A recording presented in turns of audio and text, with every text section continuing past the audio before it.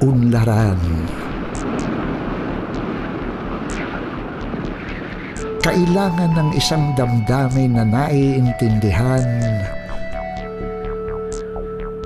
ang pangangailangan ng mamamayan.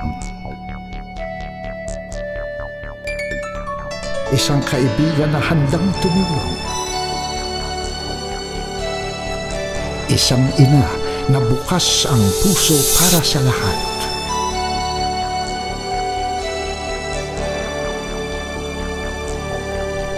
Isang paninindigan na tuparin ang sinumpaang tungkulin, maglingkod.